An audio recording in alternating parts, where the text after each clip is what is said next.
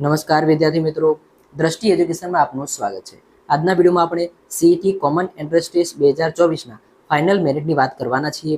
એ final મેરિટની અંદર તમારું નામ આવ્યું છે કે નથી આવ્યું એ નામ જોવા માટે સંપૂર્ણ પ્રક્રિયા જે સિપચેટની એપમાં કરવાનું છે એ તમામની માહિતી આપણે આજે મેળવીશું। જો તમે દ્રષ્ટિ એજ્યુકેશન ચેનલને સબસ્ક્રાઇબ ન કરી હોય, અમારી સાથે ન જોડાવ્યા હોય તો અત્યારે જ દ્રષ્ટિ એજ્યુકેશન ચેનલને સબસ્ક્રાઇબ કરો અને પછી જ આપણે વિડીયો શરૂ કરીએ। મને આશા છે તમે દ્રષ્ટિ એજ્યુકેશનને સબસ્ક્રાઇબ કરી દીધી હશે અને હવે આપણે આગળ સીઈટી કોમન એન્ટ્રન્સ ટેસ્ટની અંદર તમારી મેરિટમાં તમારા બાળકનું નામ આવ્યું છે કે નથી આવ્યું તે જોઈશું। તો સૌપ્રથમ આપણે વાત કરીએ સીઈટી કોમન એન્ટ્રન્સ ટેસ્ટની અંદર અત્યારે કોઈ પણ મેરિટ એવું જાહેર કરવામાં નથી આવ્યું કે કેટલા માર્ક્સ ઉપર કેટલા વિદ્યાર્થીઓને કઈ સ્કૂલમાં અથવા કેટલા માર્ક્સ ઉપર જેમને હશે એમને સ્કોલરશિપ મળવા પ્રાપ્ત થશે। પરંતુ તેમ છતાં પણ તમે પોતાના બાળકનું મેરિટમાં સમાવેશ થયો છે અથવા કઈ શાળા મળી છે એ તમે જોઈ શકો છો। હવે તમારે જોવું હોય તો પહેલાં તમારે સીઈટી માટે સિપચેટ એપ ડાઉનલોડ કરવી પડશે। તમે પહેલાં પણ રજિસ્ટ્રેશન કરવા અને ચોઇસ ફિલિંગ કરવા એ ડાઉનલોડ કરેલી જ હશે અને જો કોઈએ ન કરેલી હોય તો તે હવે ડાઉનલોડ કરી દે, તેની લિંક નીચે ડિસ્ક્રિપ્શનમાં તમને મળી જશે। એ સિપચેટ તમે જેવું ડાઉનલોડ કરશો એની અંદર પહેલો ઓપ્શન આવશે સીઈટી કોમન એન્ટ્રન્સ ટેસ્ટ, એની અંદર તમારે ક્લિક કરવાનું રહેશે। જેવું તમે ક્લિક કરશો એની અંદર એક પોર્શન ખુલશે, એની અંદર સૌથી નીચેની બાજુ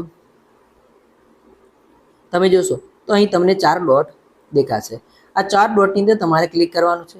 એની અંદર જઈને પછી તમારે એડિટ રજિસ્ટ્રેશન ઉપર ક્લિક કરવાનું છે। તમે એડિટ રજિસ્ટ્રેશન ઉપર ક્લિક કરશો એટલે તમને પૂછશે કે તમે વિદ્યાર્થી છો અથવા તમે શિક્ષક છો, તો તમારે હું વિદ્યાર્થી છું એ ઉપર ક્લિક કરીને આગળ વધવાનું છે।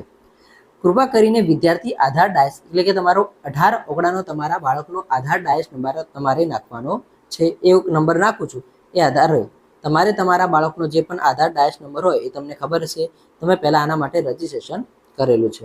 આપણે નંબર નાખી લઈએ અને એનાથી આપણને ખ્યાલ આવશે કે હવે આપણે આગળ શું પ્રોસેસ કરવાની છે। જો તમે આધાર ડાયસ નંબર નાખશો એટલે કે હા આ વિગતો સાચી છે તો તમારે એની પર ક્લિક કરવાનું છે, આ વિગતો સાચી છે। એ કર્યા પછી તમારે 3 ઓપ્શન આવશે, ચોઇસ ફિલિંગ, આ ફોર્મ ભરીને તમારી સૂચિની નોંધણી કરો અને સારાંશ જુઓ। હવે તમારે ત્રીજો ઓપ્શન છે જે સારાંશ જુઓ, એની પર ક્લિક કરવાનું છે। એ સારાંશ ઉપર ક્લિક કરશો એટલે તમને 2 બીજા ઓપ્શન આપશે, જેની અંદર શાળા પસંદગીનો સૂચિ ડાઉનલોડ કરો, એટલે કે આની અંદર તે તમે સીઈટી રજિસ્ટ્રેશન કર્યું અને એના પછી ચોઇસ ફિલિંગ કર્યું, તો તમે જે ચોઇસ ફિલિંગ કર્યું એની અંદર તમે કઈ શાળા પસંદ કરી અથવા સ્કોલરશિપ પસંદ કરી એ સૂચિ અહીંથી ડાઉનલોડ થઈ જશે। એ પહેલાં પણ આપણે જોયેલું છે। હવે એની પછી નીચે લખેલું છે ફાળવણીની સ્થિતિ। ફાળવણીની સ્થિતિ એટલે કે તમને કઈ સ્કૂલ મળી છે અને કઈ સ્કોલરશિપનો તમને લાભ મળ્યો છે કે નથી મળ્યો એ જોવા માટે તમારે અહીં ફાળવણીની સૂચિ ઉપર ક્લિક કરવાનું રહેશે। તમે એની પર ક્લિક કરશો એટલે તમને લખેલું આવશે કે અભિનંદન, તમને જ્ઞાન સેતુ શિષ્યવૃત્તિ ફાળવવામાં આવી છે। તમે શિષ્યવૃત્તિ પ્રક્રિયા શરૂ કરીએ ત્યાર સુધી તમે રાહ જુઓ। આનો મતલબ એમ કે તમને આ લખેલું આવ્યું છે, આનો મતલબ એમ થયો કે તમે પરીક્ષાની અંદર આજે મેરિટની અંદર આવી ગયા છો અને તમને જ્ઞાન સેતુ સ્કોલરશિપનો લાભ ચોક્કસપણે મળવાપાત્ર છે। હવે આગળની જે બીજી પ્રોસેસ છે એ તમારી શોર્ટ ટાઈમની અંદર શરૂ થઈ જશે। હવે કોઈ એમ કહેશે કે સાહેબ અમને સ્કૂલ મળી હોય તો અમને કેવો ઓપ્શન આવશે, તો એના માટે પણ આપણે જોઈ લઈએ। અત્યારે જે આપણે રજિસ્ટ્રેશન જોયું અને જે મેરિટ જોયું એની અંદર જે બાળકનો નંબર સ્કોલરશિપમાં આવ્યો હતો એનું આપણે જોયું। હવે જે બાળકને સ્કૂલની અંદર પસંદગી થઈ છે એ બાળકને પહેલાં મેં પ્રોસેસ જે આગળ બતાવી એ પ્રમાણે કરી દેવી અને એના પછી સારાંશ જો ઉપર જઈને ફાળવણીની સ્થિતિ ઉપર જઈને જોશે એટલે તમને લખેલું હશે કે અભિનંદન તમને શાળા તમને ફાળવવામાં આવી છે અને વધુ માહિતી માટે કૃપા કરીને નીચેની પીડીએફ પર ડાઉનલોડ કરીને ક્લિક એને કરી દો। અને તમે જેવી આ પીડીએફ ક્લિક કરશો એટલે પીડીએફ તમારા ફોનની અંદર ડાઉનલોડ થઈ જશે। એ પીડીએફની અંદર શું માહિતી આપી છે એ પણ આપણે જે બાળકની સ્કૂલની ફાળવણી કરવામાં આવી છે એ આપણે પ્રક્રિયા જોઈ લીધી।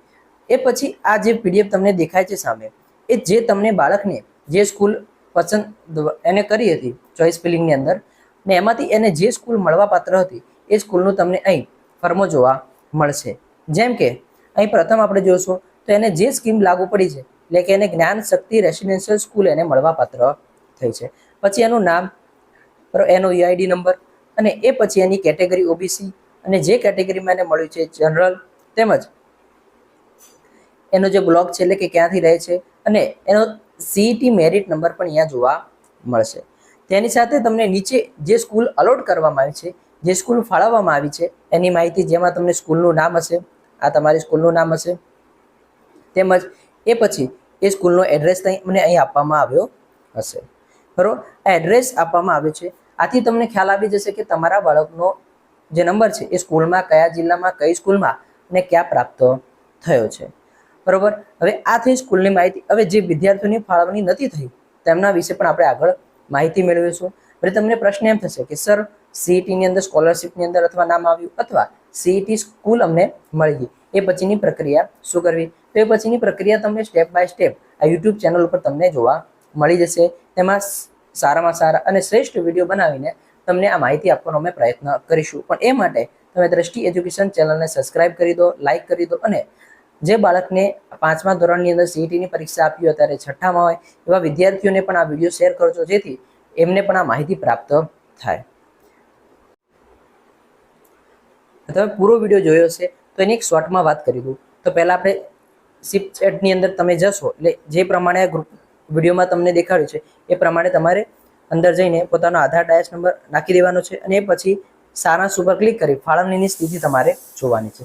એ 3 મેસેજ તમને આવશે, જેની અંદર પહેલો મેસેજ એવો હશે, જો તમારો સ્કોલરશિપ તમને મળવા પાત્ર છે તો તમને જ્ઞાન સેતુ શિષ્યવૃત્તિ ફાળવવામાં આવી છે એવું લખેલું હશે.